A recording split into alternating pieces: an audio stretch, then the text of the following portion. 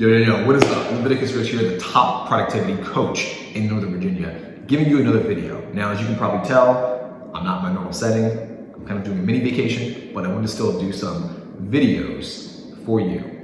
Now, you've seen the title of this video. I want to get into this. I see so many people I encounter, people on Facebook, people on Reddit, people ask me questions. They'll sit there and think they have ADHD or ADD because they struggle to focus. I'm here to tell you in this video, you probably don't have ADHD, you probably don't have ADD. While someone may have prescribed that to you, you probably don't have it. The reality is that you're probably just bored. You probably don't see the point in the things you're doing, which is why you can't do them. Does that make sense? And I know that might be controversial, but I'll say this. One of the big reasons why I don't think you have ADHD or ADD or anything like that, in my personal life, I found myself struggling to focus, but I find myself struggling to focus on things that I just truly do not care about. Does that make sense? And I'll give you an example. When I was in high school, I hated history. In pretty much every history class I took, I did poorly. And the reason why I did poorly is because the teachers were boring. And this is nothing against the teachers themselves. They were very smart teachers. They were very cool people. I would speak to them after class because I did tutoring. And they were very interesting people, very fantastic people. But their teaching style was super boring and it was unappealing and made me very uninterested in the content that they were teaching. So I struggled in school. Fast forward a decade later, I love history. I'm not a history buff by any means, but I'll sit there and look at so many different YouTube channels. I'll sit there and watch documentaries all weekend. I'll read a book about Alexander the Great. I'll read about Napoleon. I'll read about Mansa Musa. I'll read about like all these different historical figures. I literally just went a few weekends ago to this Thomas Jefferson. It's not really an exhibit, but it was his house kind of near Lynchburg, his retirement house. That was pretty cool. That was a cool experience. I was looking at like all the different exhibits and like all the different artifacts they found and uncovered.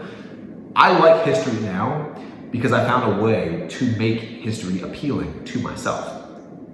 But if you were to look at me in the past and see me unable to focus, mind wandering all over the place, a therapist might sit there and say, he's got ADD, he's got ADHD, he can't focus. He's kind of like fidgeting a lot. He's moving, he can't focus. He's thinking about like a bunch of things. He's like fidgeting around and he can't keep still. It's like, well, no, I don't have ADHD and I don't have ADD. I just don't like the content you're teaching. I just don't like the content. Or at the very least, the content isn't appealing to me because you're not going out of your way to make it appealing to me. Does that make sense? Now I say this because all the people that think they have ADHD or ADD, I bet that if you were doing something you were actually interested in, you don't find it difficult to focus. You don't find it difficult to struggle. Now, I don't know the definition. I don't know like the exact criteria of ADHD or ADD. But I feel like it's a very heavily used term. And I think it's a cover-up term for this person just doesn't keep still. And to me, it's like, well, of course they don't keep still. Why would you keep still when you're being forced to do something that's not interesting? I see this a lot with kids, by the way, especially like young men. And I've always been critical about this, even in high school, because people would say, oh, these young men have ADHD or they have ADD. They need to take these drugs to keep them or calm, to keep them still.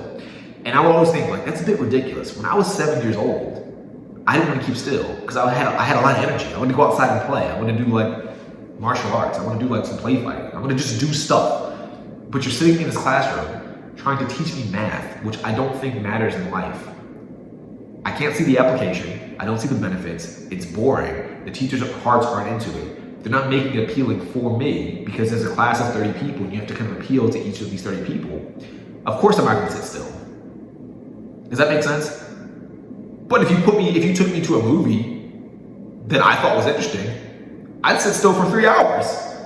If you put a video game in my hands that I thought was interesting, I'd sit still all day. Does that make sense? So people say that they have ADHD or ADD, but my thing is, you probably do there are probably things in your life that you do, that you sit there and you focus on for hours, and you don't struggle to focus. So how exactly do you have ADHD or ADD? Does it only happen in the classroom? Does it only happen at certain hours of the day? Because if that's the case, is that really ADHD or ADD, or are you just bored? Now, I thought about this because there's a video I did a few weeks ago, and I'll try to like link it like here, or I'll put a like thumbnail thing here so you know which video I'm referring to. But in the video, it was about, I was kind of reading a Reddit post, and in the Reddit post, there was a young man, I think he was from India, and he was saying that he thought he was low IQ because he struggled to focus, and the course material that he had, he struggled to actually do it. Like he'd have a paper, he'd have an assignment where he had to write a paper, and he said it would take him like hours or days or whatever to write this paper. And it was a very simple paper, if I recall correctly. And as I'm reading it, I'm like, bro, you're not stupid. You don't have any mental deficiencies. You're just bored because the material that you're being given by your teachers is shit. It's just not good. It's not interesting. It's not appealing. They can't make it interesting or appealing. That's the problem. You don't have any mental deficiencies. Your teachers just failed you. And I know that sounds controversial, but I'm not really blaming the teachers because I know the teachers have to follow a certain curriculum. And I understand that if you're trying to teach a concept to a classroom of 30 different types of kids, or even more maybe, and every kid is super different, in the grand scheme of things, when it comes to personality and when it comes to what they're interested in, it's difficult to create a curriculum that appeals to all of those people simultaneously without leaving anyone out. I would say it's probably almost mathematically impossible. This is just me guessing. It's probably mathematically impossible to appeal to 30 plus people in a way that they all are interested in a single concept. But, you know, to sit there and say someone has ADHD or ADD, I think is a bit ridiculous. So I made this video primarily because I see a lot of people on like Reddit, and when I have clients, they always say, well, I struggle to focus. And my thing is, you struggle to focus not because you have anything wrong with you, or not because you need any techniques to focus. You struggle to focus because the things you're trying to focus on aren't worth focusing on. You're not drawn to those things, so just stop doing them. Cut them out of your life, for the most part. Obviously, there's some things you can't cut out as much. Like if you have a job and you don't particularly like your job, but the job is there to pay the bills, you can't cut out your job. Eventually, you could get a different job, sure, but you can't right away just stop working because you won't have money and you'll probably starve to death, maybe. But you can keep that in mind, that it's not a deficiency, it's just boredom, or it's just a lack of interest. And I think that helps. And the reason why I think this helps is because I don't like labels to a degree. And I think people give themselves labels of these mental health issues or these learning deficiencies. And I think when you give yourself this label becomes a part of your identity. And I've done many videos about how identity affects your future, how it affects you, how it affects your actions. But when you label yourself as someone with ADHD or ADD or some kind of learning deficiency, you ultimately start to exhibit the traits of someone that has a learning deficiency. So you stop being able to learn. And so when someone presents you with a new idea, you sit there and say to yourself, well, I can't learn that. I have a learning deficiency. I can't learn that. I have ADHD. I can't try new things. I have ADHD or ADD. I can't sit in a new classroom and learn a new skill. I have ADHD or ADD. It's like, no, you don't have those things, but you think you have those things.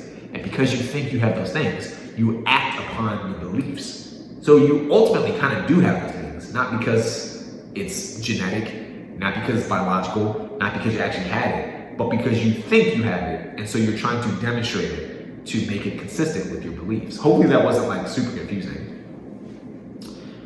So, I don't know. I just want to kind of give my 2 cents on that to you in this video. Stop saying that you lack focus. Stop saying that you have ADHD. Stop saying that you have ADD. You probably don't have any of those things.